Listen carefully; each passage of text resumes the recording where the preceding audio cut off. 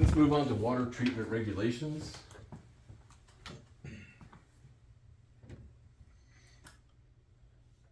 The Safe Drinking Water Act, 1974. The Safe Drinking Water Act gave the federal government through the EPA, the Environmental Protection Agency, the authority to set national standards regulating the levels of contaminants in drinking water, require public water systems to monitor and report levels of contaminants, establish uniform guidelines specifying the acceptable treatment technologies for cleansing water, drinking water, of unsafe levels of pollutants. State agencies have the opportunity to assume primary responsibility for enforcing those regulations. In Arizona, the primacy agency is the Arizona Department of Environmental Quality. We call that the primacy agency. They are the ones that take federal law, in this case, the Safe Drinking Water Act, enforced by the EPA. Arizona Department of Environmental Quality are the ones that make sure that we're following those laws.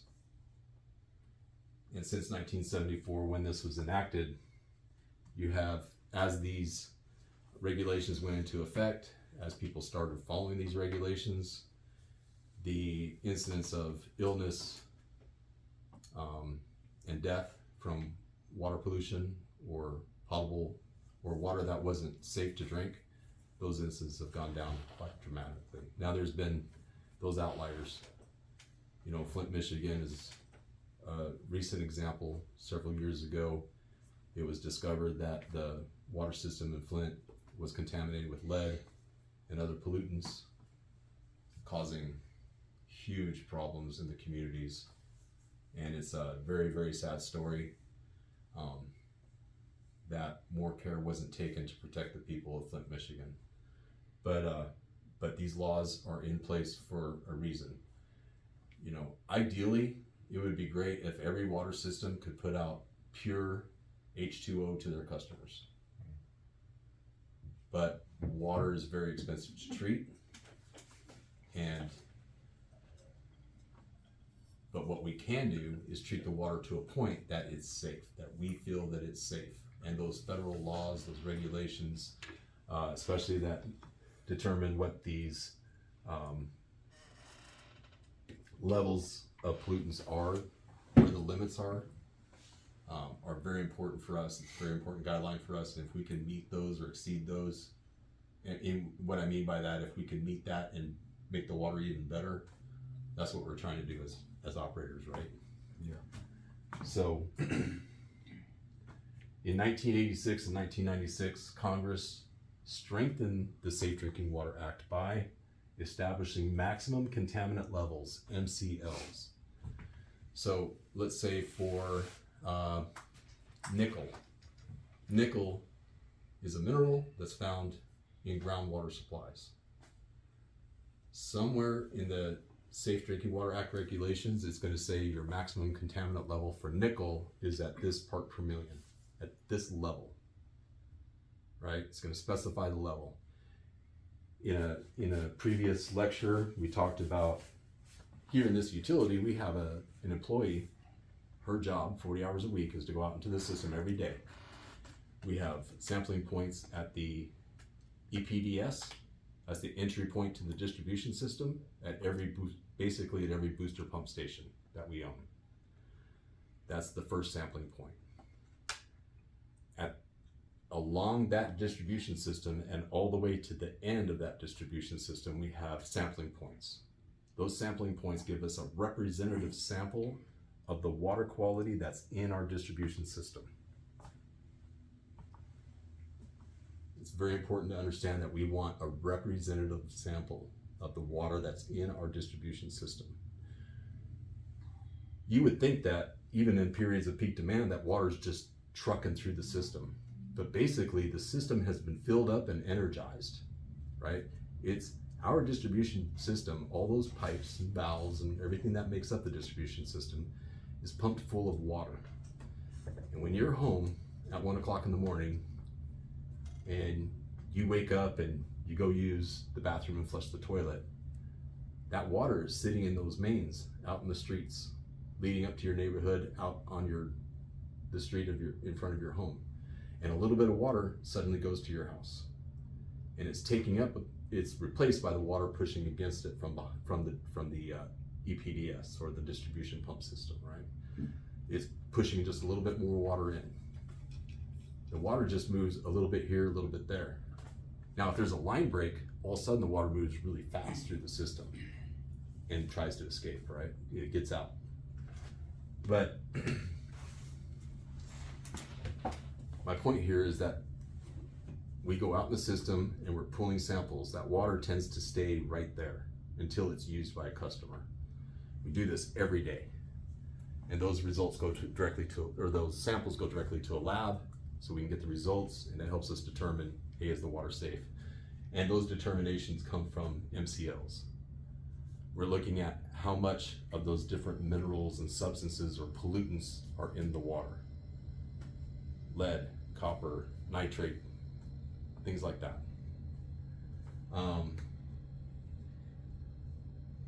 It placed greater emphasis on enforcement. Enforcement meaning there are steps. There are ways that we react when we find that, for example, there might be the nitrate level in the water has exceeded the MCL. There's an alarm point, and then there's an exceedance.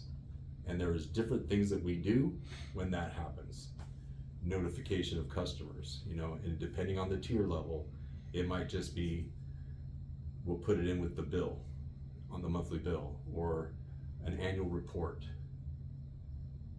If we exceed it, well, then we're out there knocking on doors, talking to, depending on what's going on, depending on how high the levels are of a certain pollutant. Like say we get a bacterial, a BACT test comes back positive for coliform bacteria. And maybe, that's the first thing that happens is we'll issue a boil order. We'll go knock on doors. We'll go meet, talk to people, let them know. We'll take them water.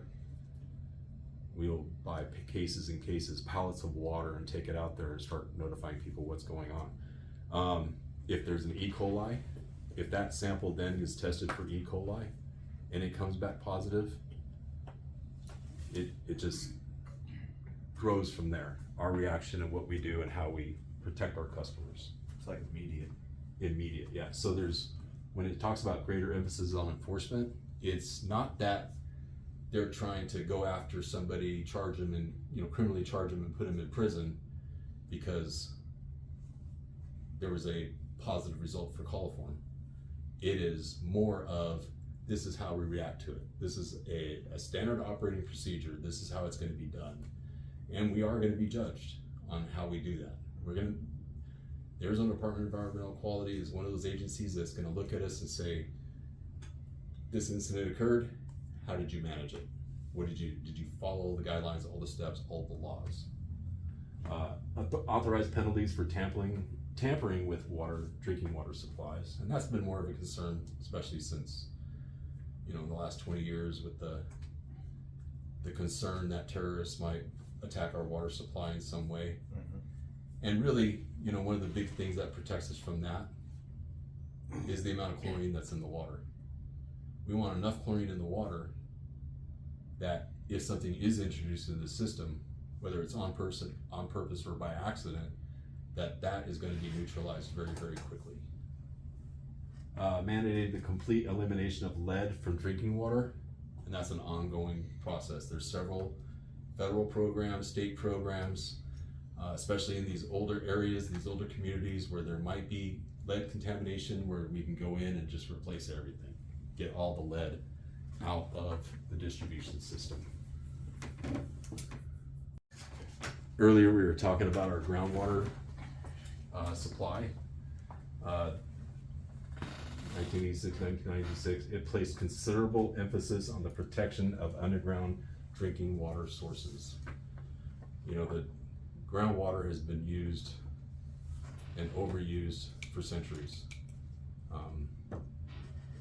In other parts of the country, or even here in Arizona, groundwater in years past, decades past, 100 years ago, when it was tapped, that groundwater was used by farmers who didn't know any better or weren't very concerned if they did, that they were using so much water that it was depleting the groundwater supply and later on causing subsidence where the ground level started to drop. And it may not seem like a big deal out in farmland, but that does affect the environment, affects how we can farm or manage that land more appropriately. Most importantly, it's the groundwater that's available. We've got to protect that. Rules and regulations, laws were put in place to protect that groundwater, not just the supply, but to keep it from being contaminated or polluted. In our area, we have some groundwater supplies that have been affected by farming that has occurred here in this area for the last 100 years. There's been, in the early 1900s, and it's weird to say that, being somebody who's 55 years old, and most of my life I was in the 1900s. But in the early 1900s, you had farmers that over-fertilized or used pesticides in quantities that were far exceeding what was needed, because there was just little regulation and it was newer technology at the time maybe, and they thought, well, if a little bit is good, more is better. And that those chemicals have made it in some places to our groundwater supply. Now the good thing is that our groundwater supply can be completely different in this location than it is even a mile away. I might have in this location enough water that if I pump it at a certain rate, I can preserve that for more than 100 years. And that's one of the things that we're looking at when our teams of engineers are looking at all the data that comes back from our sample wells that we dig out here, looking at the water supply, looking at what's available, testing to see how much we pump, at what rate does it affect the groundwater supply, and we have, for instance, we've had a couple of wells that we've developed in the last few years, two right now that we're working on that are going to be ready in the next year, where the water that we're going to get from that is a high quality water, and it won't diminish the groundwater supply in the next 100 years. And keep in mind the water cycle. Over the oceans, clouds are formed, they move over land, it rains in the mountains, in higher elevations. That water enters the groundwater supply up there, and it trickles down as surface water through rivers and brooks and streams into lakes. And so you have water treatment plants that tap into that source at a lake, the surface water treatment plant.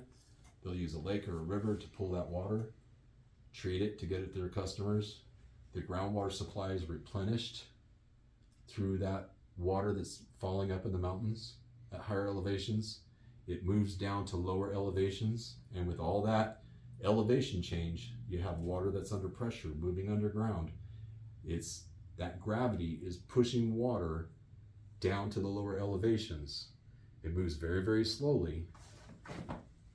Water that we're pulling out right now was probably rain 100 years ago or more, because the mountains from here are a little ways away, right? Yeah. So, but the thing is, right where we're at, we might have excellent water quality. It might be really, really great. But a mile away, where there has been historically a lot of farmland, upstream of the way the water is flowing underground, they have over fertilized, used too much pesticide. That shows up as pollutants, as a nitrate in our water. Now we can treat water with nitrates, but if we are doing our job and we're doing it right, we're digging sample wells and we're pulling samples of water to determine how much treatment it's going to take to make that water safe for the public, safe to drink, to make it potable. And so if we're finding water supplies that are high in nitrates, we're going to call it good. We'll end it there and we'll move on and we'll go find better water quality. It's a lot less expensive to do that than it is to pull water that's highly polluted and very expensive to treat. We want, one of our jobs as an operator or operators in this industry is to be efficient. And efficiency means if you have to add chemical to water, you only add as much as is required to treat the water. You don't do not enough chemical or too much chemical, because then you're becoming inefficient. If you don't add enough chemical, you're not going to adequately treat the water. If you're adding too much chemical, you're wasting money on the chemical that you're using, overuse of the chemical. It's not good for us, it's not good for the ratepayer. We have to protect the ratepayer. We have to, and as we know, people that know that, you know, they, like Brian here, he gets to see some of the things that I do in my level of management. You know, we're constantly being asked the question, why did we spend this money? As we're developing projects, we're looking very, very closely at the budget. We're looking very, very closely at the costs involved and how that's going to affect our budget, because our budget is based on what we charge our ratepayers. And we don't want to just raise rates every year. That's going to cause unhappy customers. They don't want to pay more. But we have to do it in such a way that we can build the infrastructure we need to provide safe drinking water for our customers in a way that makes sense. Financial is part of the efficiency. Arsenic rule. All samples must be collected at the entry point to the distribution system, the EPDS. Surface water treatment plants must collect annual samples, while the groundwater systems must collect one sample every 3 years. Every 3 years, that's a compliance period. So the EPDS, entry point to the distribution system. I brought this up in a few other lectures as well. The EPDS is typically at the booster pump station. That's where, once the water is treated, it goes to a ground storage tank or a tank farm, depending on the size of the system and how much storage is required. We want to hold that water briefly in the ground storage tanks, and what I mean by that is less than 24 hours, because water does have an age. It will go stale. You know, once the water's been treated, it's got a little bit of dissolved oxygen in there, and that helps keep it fresh. But that dissolved oxygen is going to come out of solution. It's going to off-gas. And as it does, the water begins to age. And over time, it can go stale. And if it's sitting at the dead end of a distribution system somewhere, it can eventually go septic. So the entry point to the distribution system is one of the first places we use to sample the water to make sure that it's safe.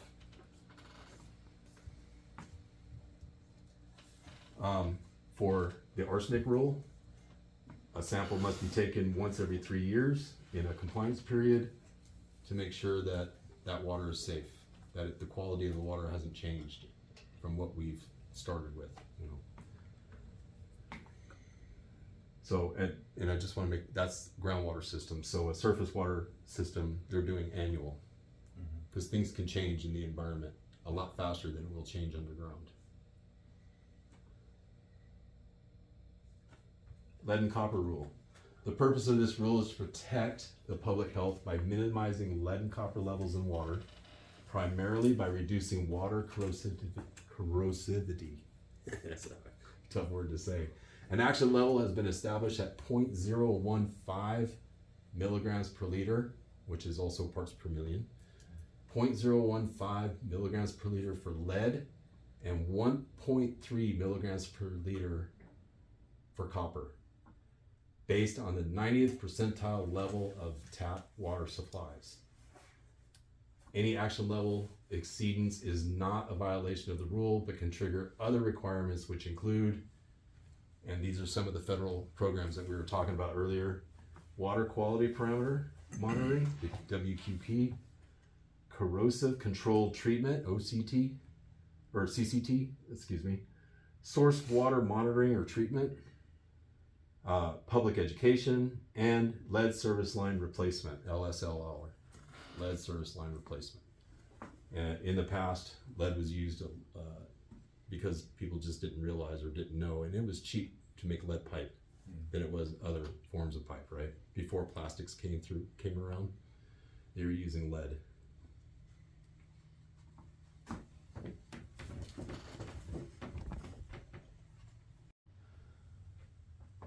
The total coliform rule, TCR. The purpose of this rule is to improve public health protection by reducing fecal pathogens to minimal levels through control of total coliform bacteria. Does anybody in the world know how many different bacteria are out there in the environment? The easy answer to that is no. There's no way you can count them. There's so many different types of bacteria out there, and many of them aren't harmful to us. We have bacteria in our gut that helps us break down the food that we eat. You know, bacteria that's very beneficial. Now, there's one particular group of bacteria we call coliform bacteria. Some of them, some forms of coliform bacteria, are harmful or pathogenic. Pathogenic is disease causing. That's what pathogenic means. It's disease causing. So some forms of coliform bacteria are pathogenic. Some forms are harmless. They're found in the dirt, especially where plants are. You know, out in the desert, that means something. But coliform bacteria is very difficult to kill, to neutralize, to destroy. So instead of testing at great cost for every type of known bacteria that we have potentially in our water supply, we test for coliform bacteria because it's so difficult to kill or neutralize. We feel that if we're disinfecting the water to the point that we've eliminated coliform bacteria, then the water supply is safe. That's the idea behind this rule. So as I was saying earlier, we go out, we start at the EPDS and go out throughout our system all the way to the end of the distribution system and pull samples every day. We're pulling representative samples of the water quality that is in the distribution system at that point where we're sampling. So as that water is moving through the system, it's getting sampled. And we're testing it for one of those tests, one of them, is for total coliforms. If we get a positive hit for coliform, that sample goes on for further testing for E. coli. Let's write that up here. E. coli. E. coli is a pathogenic organism that can kill people, make them either violently sick or even kill them. So it's a pathogenic organism, it's disease causing. If we find coliform bacteria in a sample, if it comes up positive, it might just be because somehow the sample got contaminated.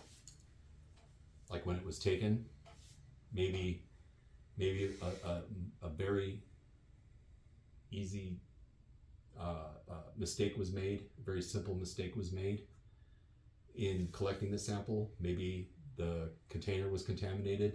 Maybe it got to the lab and somehow got contaminated. You know, and that's very easy when we're talking about bacteria, right?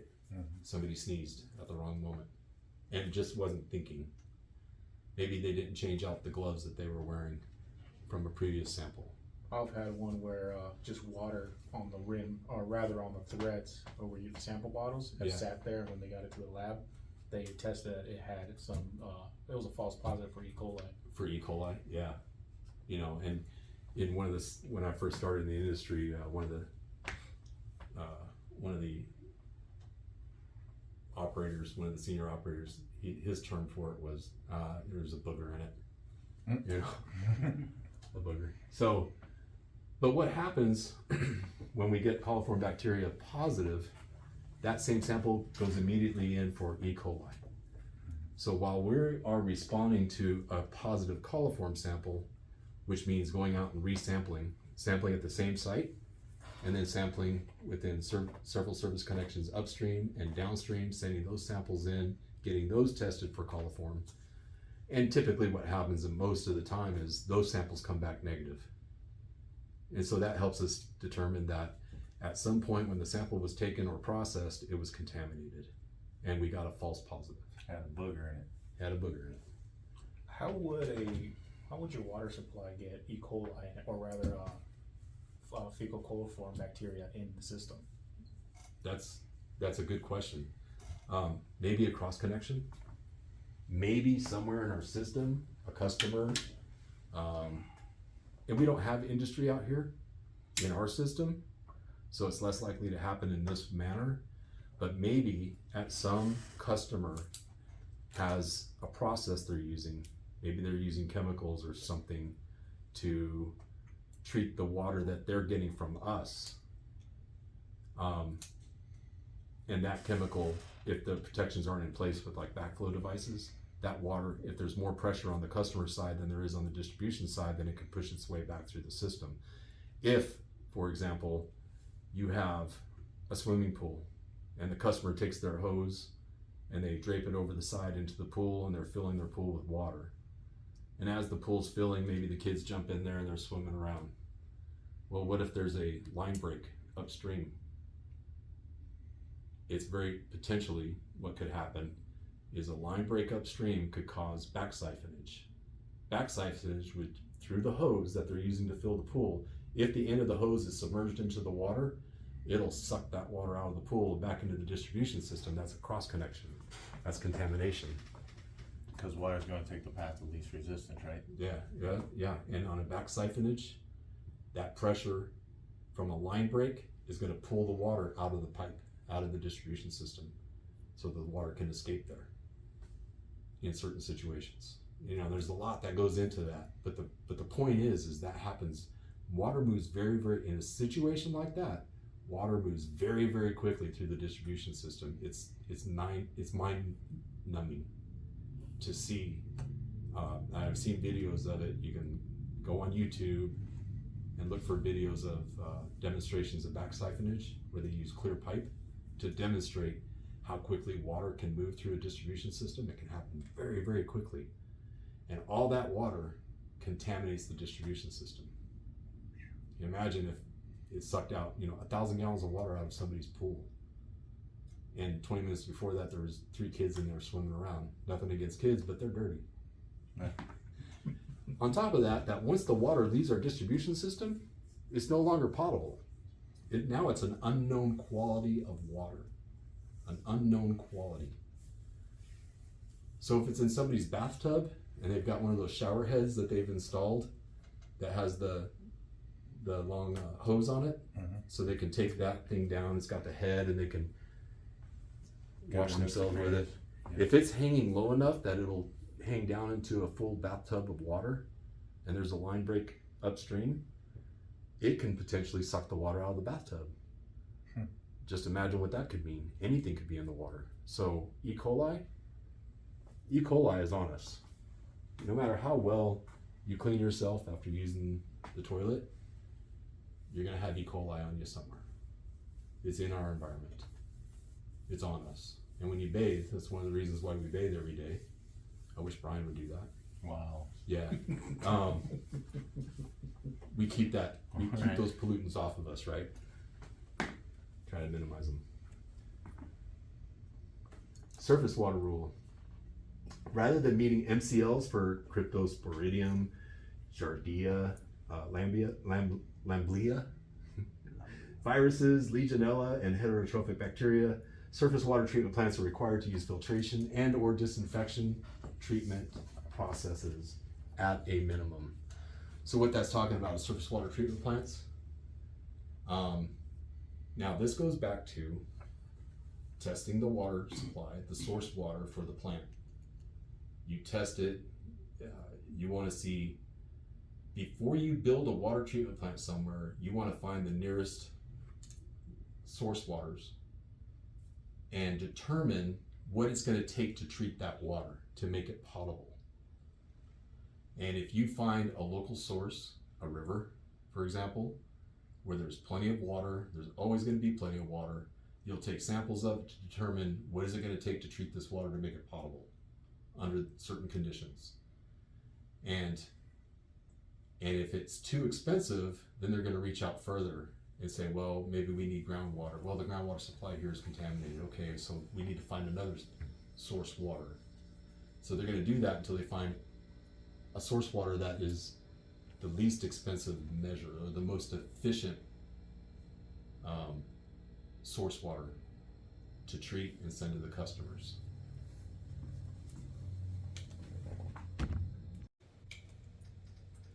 Okay, so rather than meeting MCLs for viruses and bacteria,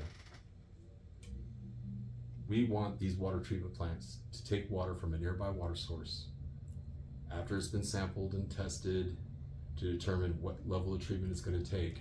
That's going to determine if the water treatment plant, the surface water treatment plant, is going to need filtration, some form of filtration. Now there's multiple forms of filtration. It could be a rapid sand filter. That's a large, round or rectangular structure, basin, reservoir filled with different types of media. As you run the water into that unit, you use water to stir it all up. It makes all the sand and the media that's in there settle. The water drains through it and gets filtered. You might use RO systems, reverse osmosis. We call that direct filtration, right? So you can run the water through these RO systems and it pulls out all the nitrates, for example. It pulls, or a great deal of them.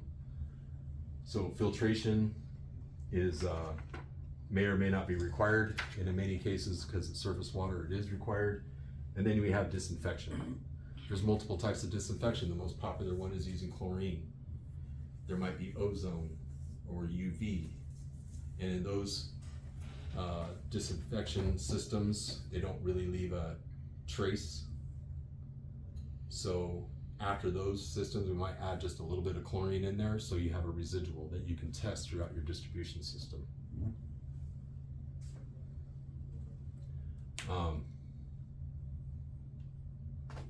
So yeah, a lot goes into planning when you're building a water treatment plant to determine if it's going to be a groundwater plant or a surface water plant, and then the amount of treatment it's going to take to treat the water and make it potable.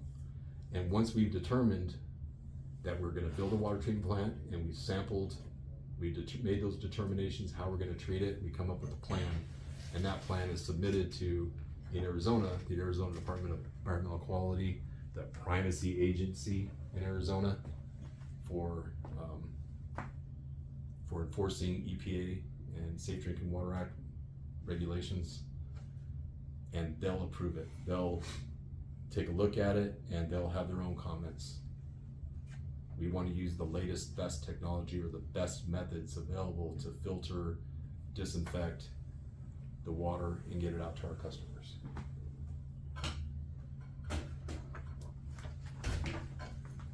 The groundwater rule, the GWR. Under the GWR, primacy agencies must complete a sanitary survey identifying any problems which may cause contamination. A hydrogeology sensitivity assessment must also be completed to determine the groundwater's vulnerability to contamination. So what does that mean? Well, okay. So under the groundwater rule, the primacy agency in Arizona, that's the Arizona Department of Environmental Quality, must complete a sanitary survey. So what we're looking at is the watershed. The watershed is where the water in the water cycle, after it rains, after there's snow, sleet, whatever type of precipitation there might be, once it hits the ground, the watershed is collecting that water and directing it somewhere. It's directing it to the groundwater. It's entering the groundwater system, or it's forming brooks and streams, which go to rivers, which go to lakes, and that's the source water for surface water treatment plants. Those areas, the watershed needs to be protected, and there's rules and regulations in place for that. That's why when we go camping, we want to be in a designated, ideally you're going to a designated area, you're doing things, activities where you're not polluting the ground, which eventually gets rained on and takes those pollutants and dumps it into a river, a stream, and then a lake, right? So there's laws in place to protect our watersheds. In some areas, there's a lot more regulation than there is in other places. Just this weekend, when I was out of town, I went by one of our communities about 45 minutes away, and they had a section of a canyon, there was signage all throughout the entrances there on both sides that explained this is a watershed. These activities are not allowed here. You know, and that included boating, vehicles going into the area, things like that. You don't want contaminants from fuel and oil and grease and things like that getting into the water, into that watershed. The sanitary survey involves groundwater as well. Sanitary survey is to make sure that a well is not going to be produced near a known source of pollution. We don't want to develop a well 100 yards away from a dairy. The potential for pollution is pretty great. Or even a landfill. A landfill is another. We want to be a certain distance away from a landfill, from farming, from different things like that, where there's known sources of pollution that might affect the water supply. Water treatment plants which use groundwater as the source of raw water are not required to disinfect. For those water systems which do not disinfect, the rule requires continuous monitoring for susceptible systems. In our system, we use groundwater. We have a very large system, multiple well sites, multiple ground storage tanks throughout the system, and we have multiple booster pump stations which put the water into the distribution system. That's the entry point to the distribution system. So even though we have one large system, it's broken up into several sections or parts, and we have to manage each one of those parts.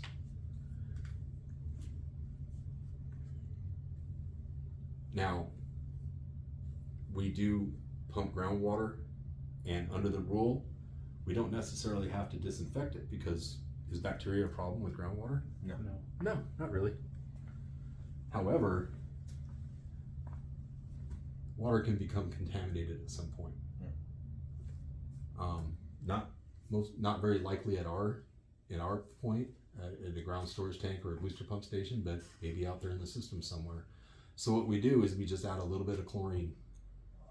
We add a little bit of chlorine to the water so that we can go out throughout the system, starting at the EPDS all the way to the furthest point in the distribution system, and look for a chlorine residual. And if we find a certain amount of chlorine in the water, then we feel confident that the water is safe to drink. If suddenly we're out in our system and we find that the chlorine residual has dropped out, we're getting zero, now we know we have a problem. And we have to go figure out why. Why is the chlorine gone?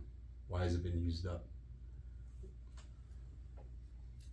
For systems which disinfect, a 4-log, 99.99% inactivation of viruses should be demonstrated. So it's important to understand here that 4-log is equal to 99.99. A 3-log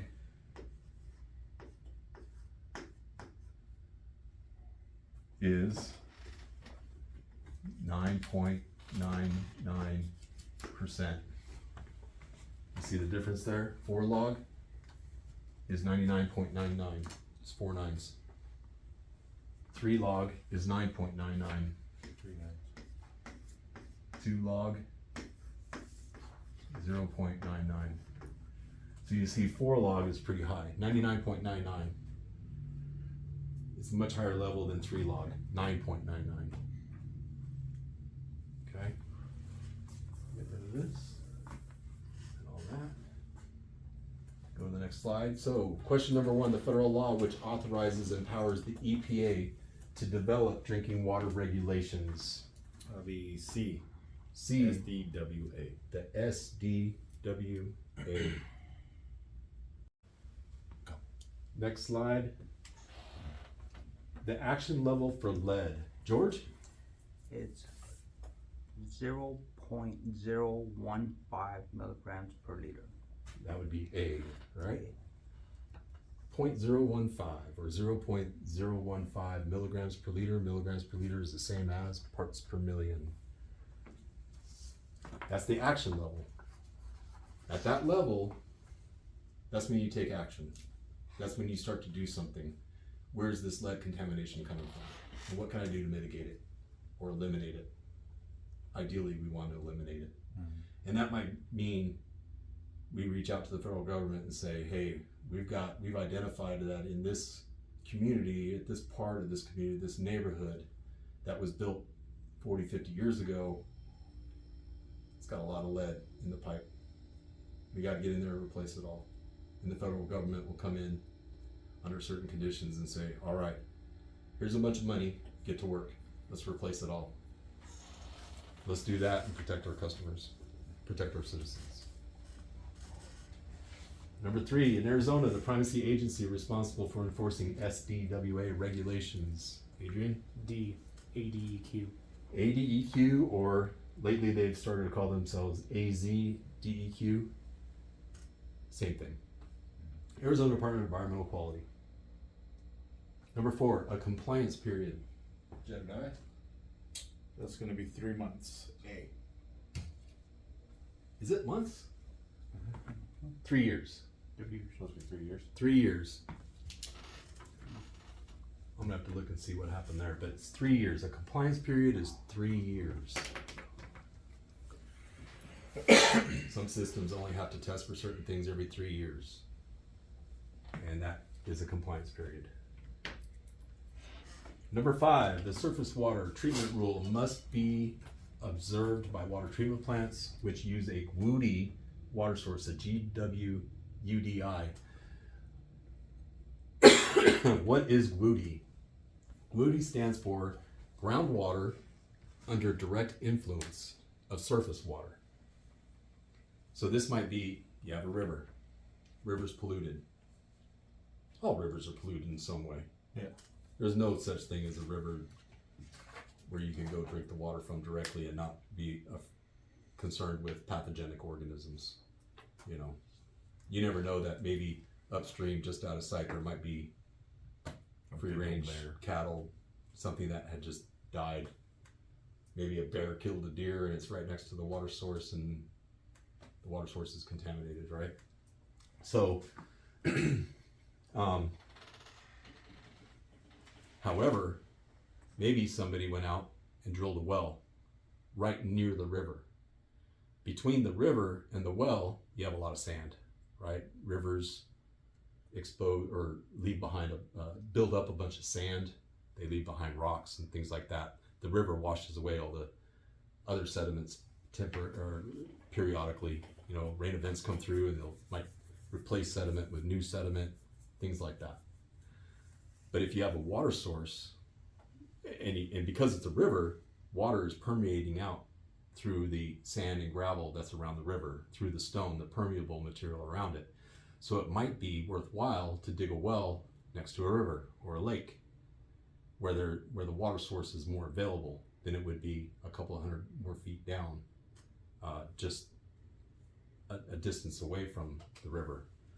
We call that a GWUDI system, GWUDI, groundwater under direct influence of surface water. So if there's a rain event, say a microburst comes through and dumps a bunch of rain that raises the level of the river, a lot more water's coming through there, it's bringing all the debris that gets washed into the river.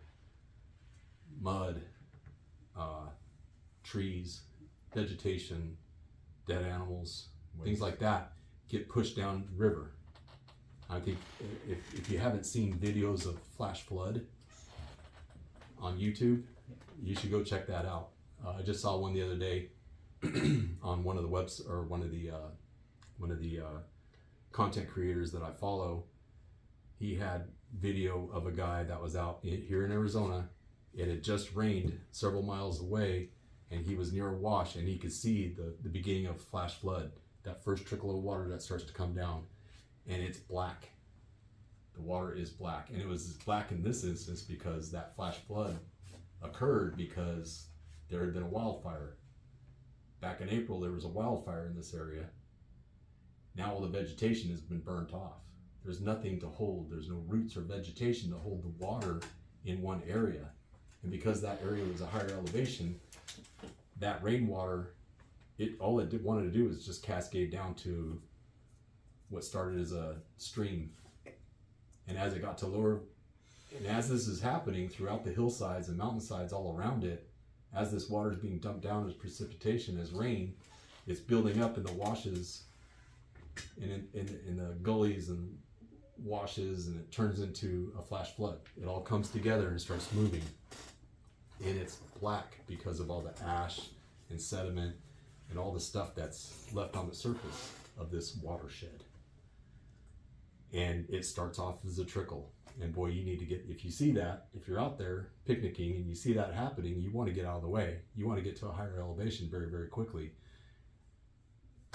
It's not uncommon for people to die because they see this happening and they're like, wow, this is crazy. Look at this water. It's just starting. But the next thing you know, a few minutes later, now you've got a wall of water coming at you. And that wall of water is built up. It has trees in it, shrubs, it has rocks. You know, it's a lot of water pushing all that debris down. And that debris is kind of holding it back. It's acting as a dam. And as the water pushes it down, it's picking up more and more debris that's acting as a dam. And finally, the water, which is 8.34 pounds per gallon, the weight of the water being pulled by gravity pushes through all that debris, and you have a wall of water going down the wash. Where you had a dry wash 1 minute, 10 minutes later, you have a wash that's moving very, very quickly with a lot of debris in it, taking up the entire area. It's pretty crazy. So these events, a rain event, can affect the water quality of a GWUDI water system, of a GWUDI system. Even though it's not in the river or in the lake, it's nearby, and those storm events, when the water quality in the river or the lake changes, it affects the well site, the GWUDI system. So the answer to that is True. True. Number 6, disinfection is required for all water treatment plants. Is that true or false? Jorge? Number 6. False. False. Disinfection is not required for all water treatment plants. And even though it's not, in a technical sense, required for us, because we have our source water is groundwater, we still use chlorine so that we can monitor and test samples throughout our system. There's a place a couple hours out down the road from here. It's a very small system. It only has one restaurant and a couple of residents on that system. It barely meets the definition of a public water system. They use groundwater. They do not disinfect, but they're constantly checking. They're constantly taking samples and sending them in for coliform bacteria. Number 7, to improve public health by reducing fecal pathogens to minimal levels, this type of bacteria must be controlled. Adrian? A chloroform. Coliform. Chloroform is another chemical, right? Coliform is the type of bacteria. If we can control that, we are reasonably assured that we're controlling the others, that we're killing or inactivating, deactivating, neutralizing, destroying the pathogenic organisms that we're most concerned with.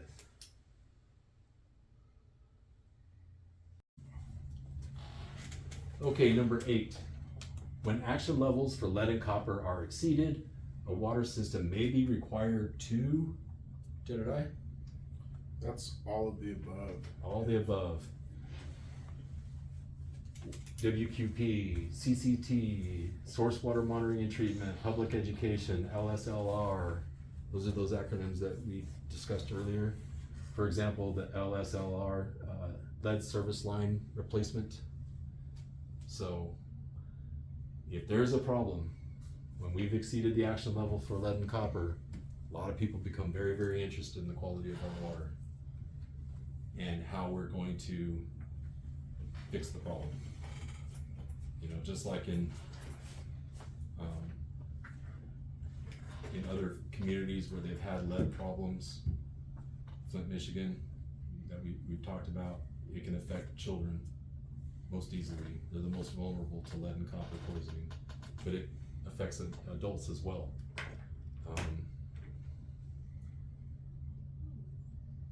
Lead has a terrible effect on humans. Number 9. Whoop, That's it. that was it. Wow. Nice and easy, isn't it? Quick and easy. I just did a lot of talking in that one.